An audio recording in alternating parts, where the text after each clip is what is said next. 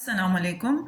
Today is the third video for the integers topic. In the first two videos we have discussed about the what are integers and their addition and subtraction. Today is all about multiplication and division.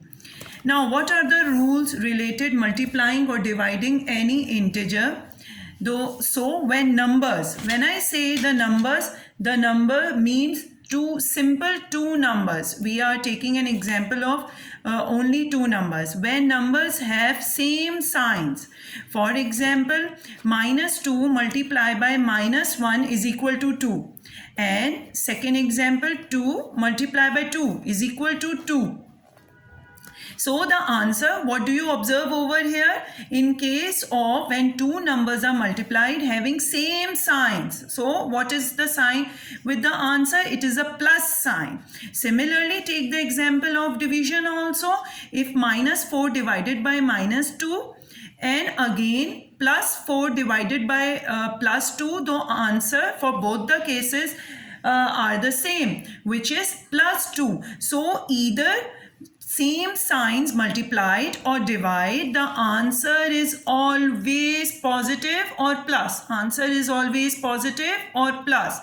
Again, when two numbers are multiplying together having same signs, or as well as when two numbers are dividing, then the sign of the answer is always positive. Okay, now what is the second rule? The second rule is this: if the two numbers are having different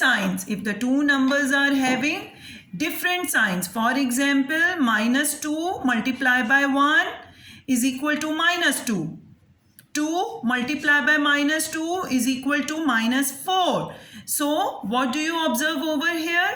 That the two numbers when are multiplying together and one of them is minus and the other is negative, one of them is minus and other is positive, what is the sign in the answer? The sign is a negative or minus. Negative and minus are same, so the sign is negative.